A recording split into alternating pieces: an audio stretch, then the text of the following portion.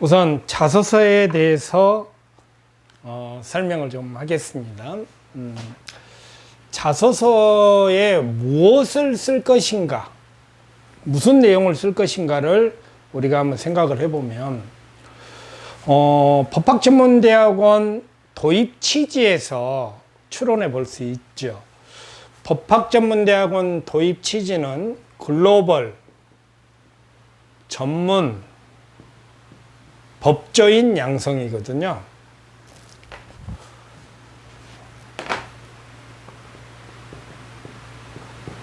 자, 여기에서 쟁점은 세 가지죠. 글로벌에 대해서, 또 전문에 대해서, 그리고 법조인에 대해서. 각각을 매칭을 시켜보면 전문이라는 게 바로 지원 동기죠. 어느 영역에 가서 어떤 법조인이 될 것인지. 자소서에서 가장 핵심적인 거죠. 그리고 법조인이라는 것은 사회적 책무를 얘기하죠.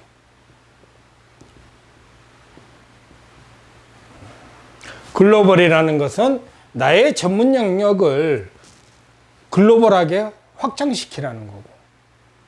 즉, 모든 자소서에는 글로벌 지원 동기, 사회적 책무가 쓰지 말아야도 들어가야 된다는 거죠. 그런 항목이 없더라도. 각각의 항목들을 줬지요. 그 항목에 맞춰서 쓰되 어느 영역인가는 책무에 대해서 써야 되고 나의 전문성을 국제화시키는 영역으로 확장시켜줘야 된다는 거예요. 지금 서로연의 강길 스터디 카테고리에 가면 25개 로스쿨 자소서 각 항목마다 어떻게 무엇을 써야 되는지를 코멘트를 달아서 자료를 공개했습니다. 그 자체가 작년까지 우리 스터디 애들 지도했던 지도서였어요. 그것이 뭘 어떻게 써야 된다는 것을. 그런데 솔직히 얘기해서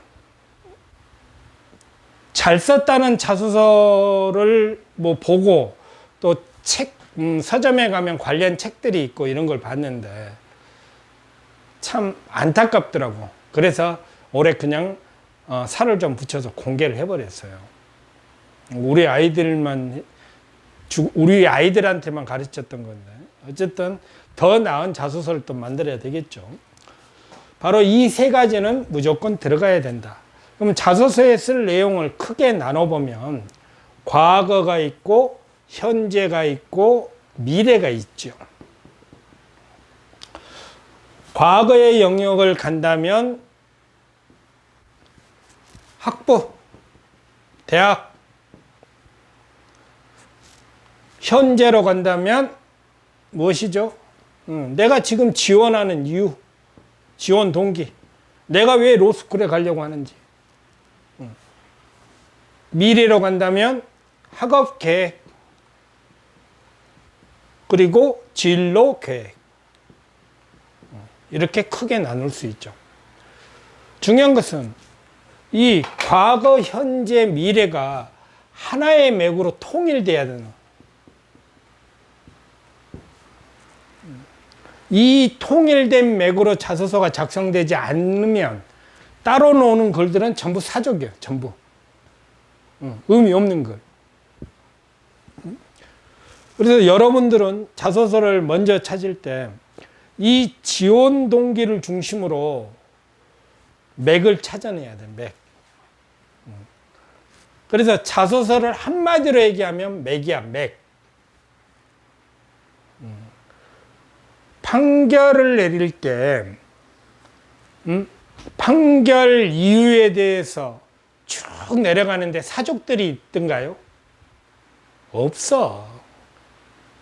아주 깔끔하고 깨끗하게 써놔야 자소서를 최고점을 맞게 되는 거예요. 하나씩 좀 쪼개보면 중앙대는 고등학교까지 쓰라고 나왔는데 아예 대부분 모든 대학은 대학 이후라고 해놨어. 왜 이 얘기가 나왔을까? 이 말이 있기 전에는 우리 학생들이 초등학교부터 소환을 해와. 제발 그렇게 쓰지 말란 얘기라고. 그러니까 대학 이후부터 쓰라고 해버렸다고. 고등학교 때 학생회장, 곳곳에 나와. 중학교 때 학생회장도 나와. 그런 것들 쓰지 말라는 거라고. 중앙대에서는 고등학교를 쓰라고 했는데, 여기서도 뭐 학생회장했다, 나의 리더십이었다, 그런 거 중요하지 않아요. 그게 나의 맥과 어떤 연결고리가 있냐는 거죠. 연결고리가 있다면 쓰면 돼. 그러나 매칭시킬 수 없다면 학생회장 쓸 이유가 없다고. 또 중요한 거. 우리 학생들이 가장 착각하고 있는 것이 자소서를 쓰긴 써야 되겠고, 그러니까 인터넷을 뒤져. 심지어는 자소서 삽니다, 팝니다 돼 있더라고요. 어찌 됐든 간에. 로스쿨 자소서와 기업체 자소서는 전혀 달라요. 로스쿨에서 여러분이 도덕적인지 아닌지 판단이 필요해요, 안 해요? 필요해? 안 필요해. 응? 소위 인성질문이라는 문제가 있는데 그건 인성질문이라고 할 수 없어요. 그냥 개별 질문인 것이지. 그 질문으로 여러분들 인성을 어떻게 판단해? 그렇지 않나요? 내 생각한 것과 반대로만 쓰면 도덕시험 100점이잖아. 그렇듯이 로스쿨에서는 네가 장차 변호사 시험을 합격할 것이고, 또 뭐 정의까지는 아니더라도 그나마 의로운 변호사가 되면 좋겠어. 이것만 딱 보는 것이고, 기업체에서는 나의 식구를 뽑아야 돼. 식구. 나의 식구를 뽑아야 되니까 세세히 알아야 돼. 인성 테스트라고, 그래서 인성 테스트를 직무 능력 테스트를 하는 것이고, 식구를 알아야 되기 때문에 가정 환경, 가정 배경 이런 것도 다 물어볼 수밖에 없다고. 그러나 로스쿨에는 이거 안 물어본다고. 안 물어봐. 오죽했으면 그거 쓰면 탈락시켜 버린다고 하잖아. 변호사인 아버지의 권유로 그 말 들어가면 그래 탈락. 삼촌인 판사 출신인 삼촌의 권유로 탈락. 잘해버렸어. 이제는 그런 것은 무조건 탈락이라고. 그렇듯이 기업체 자소서를 참조한다는 것 같이 바보 같은 일이 없어요. 다시 이제 봅시다. 대학에 가서는 두 가지를 크게 얘기를 해야죠. 첫 번째는 뭐 학문적인 성취, 그리고 활동, 나의 활동에 대한 거. 이 학문적인 성취와 나의 활동들이 무엇로 귀결이 돼야 되죠? 지원 동기. 지원 동기가 나는 뭐가 되겠습니다. 뭐 이런 지원 동기를 얘기하는 게 아니야. 로스쿨이잖아, 로스쿨. 법적 문제의식을 얘기해요. 내가 가고자 하는 영역에 나는 노동인권 변호사가 되고 싶어. 그리고는 아무 말도 없어. 노동인권 변호사가 되고 싶으면 우리 현재 노동법이나 근로기준법에 문제점은 없는지부터 파고들어야 될 거 아니야. 개선해야 할 것이 보이는지, 나는 이렇게 생각하는데 왜 현재의 법들은 이렇게 돼 있는지, 현재의 제도는 이렇게 돼 있는지, 이런 문제의식으로 발전을 시켜야 된다고. 그런 문제의식이 생겨나면서 비로소 이 문제의식을 해결하기 위한 죄송합니다. 중간 과정이 로스쿨이라고.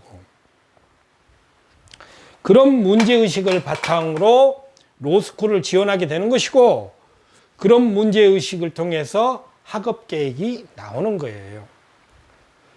학업계획에서 여러분 제발 여기 작년에 시험 보신 분들도 여러 계시겠지만은 1학년 때 뭐하고 2학년 때 뭐하고 3학년 때 뭐하고, 이것은 조선시대 때 버전이야.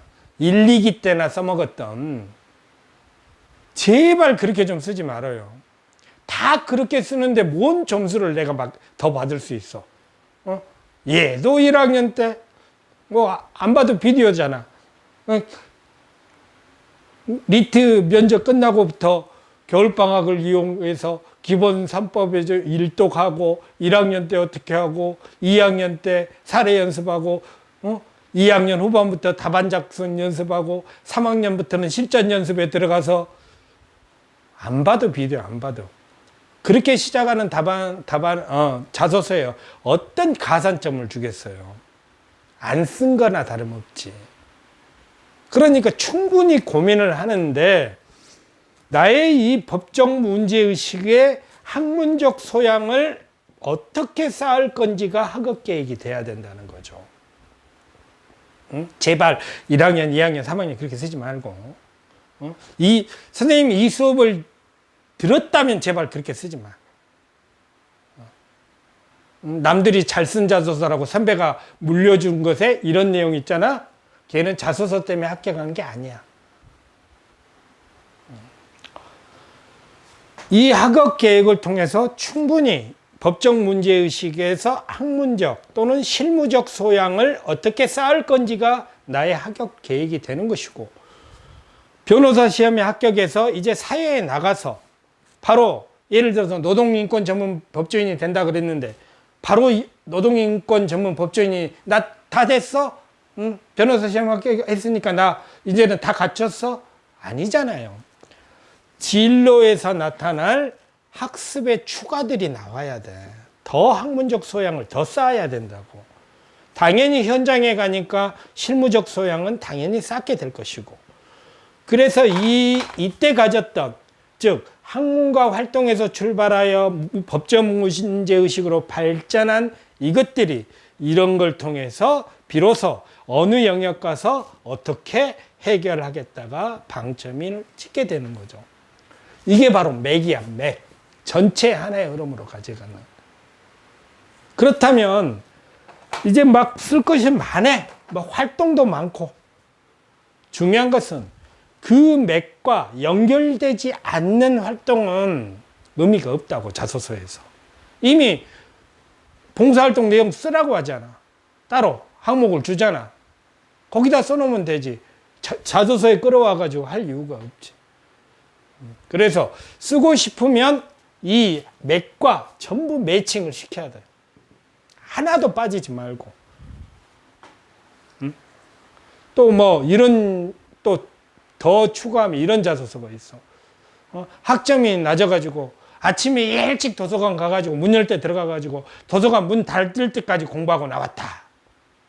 그 얘기를 여러분들한테 누가 했다면 여러분들은 뭐라 해야 돼? 아이고 잘했네. 진짜 열심히 했네. 그래? 로스쿨이라고 증빙해봐. 증빙해보라고 그것을. 그러면 증빙하지 못하면 그렇게 쓴 글이 그게 바로 사족이라고. 사족. 뭔가 막 열심히 한 걸 보여줘야 돼. 그래서 이렇게 했어. 알바하면서도 공부했어. 증빙해보라고. 바로 그런 게 자소서예요. 로스쿨 자소서. 아름답고 열심히 했다. 기본 점수 없으면 0점이에요. 0점. 그만큼 자소서가 어려워요. 자, 진짜 여러분들 자료조사도 많이 해야 되고, 제가 노동에 대해서, 노동인권에 대해서 얘기했지만은 우리나라 근로기준법의 문제가 무엇인지, 국제노동에서 왜 EU가 우리나라를 제소를 해버렸는지, 이런 것들을 자료조사를 충분히 해가지고 그 속에서 나오는 문제의식, 이런 걸 찾아내야 돼, 여러분들이. 자료조사만 일주일 정도는 할애를 하셔야 돼요. 그래서 자소서를 바로 시작해야 된다고. 선생님, 학교도 안 정해졌는데 무슨 자소서를 시작을 해요? 학교 3개나 5개 중에 합쳐놨다면 공통적으로는 이건 다 통해 있으니까 그 중에 가장, 나중에 바꾸더라도 가장 어려운 버전으로 준비하기 시작해야 돼요. 우리 아이들 자소서 지도하다 보면 거의 원서 쓸 때까지가 2달 다 걸려, 2달. 그런데 뭐 유념하시고 시간이 조금씩 오버되고 있는데 그래도 할 얘기는 다 하고 끝낼랍니다. 충남대 버전을 잠깐 소환한다고 했으니까 그 800자 안에 바로 하나, 둘, 셋. 그 800자 안에 이게 다 들어가야 된다. 이 내용이. 방금 설명했던 과거, 현재, 미래까지 전부 800자 안에 집어넣어야 된다고. 그 띄어쓰기 포함 800자. 그러니까 얼마나 글이 적어. 이 속에 이걸 다 담아내야 된다면 얼마나 노력이 필요하겠어요. 오히려 자소서를 안 보겠다는 게 아닐 것 같아. 충남대는. 네가 얼마나 네 자신을 소개하는데 쟁점만 그리고 핵심만 요약해서 남에게 제대로 보여줄 수 있는가. 이걸 물어보는 것 같아. 충남대. 우리 아이들 작년에도 충남대 쓰는 애들이 제일 힘들어했어. 그 전 애들은 미리 끝내고 랄라룰루 면접 공부하고 그러는데 못 끝내 이것을. 특히 우리 수능 세대들 글 써본 경험이 거의 없거든. 글을 써본다는 거. 또 논리적인 글을 써본 경험이 학교 논문 쓴 정도 그 외에는 거의 전무하기 때문에 어렵다고. 마지막으로 한 가지만 더. 우리 아이들이 가장 잘못하고 있는 자소서.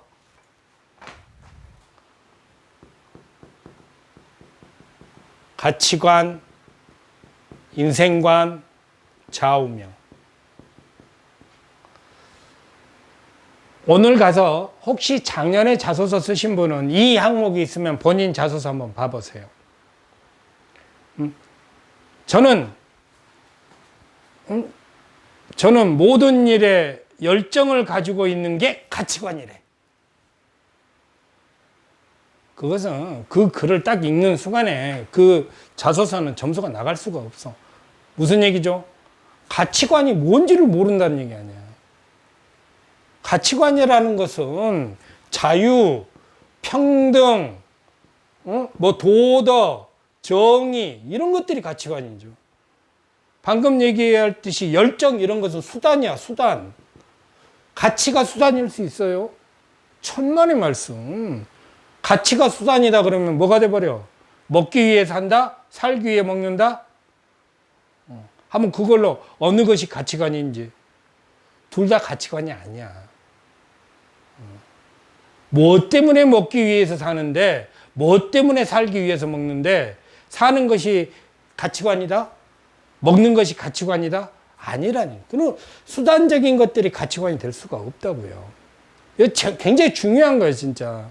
이런 한 줄로 스스로 마이너스가 돼버린다고. 아니, 이런 것도 모르는 친구가 이렇게 돼버린다니까.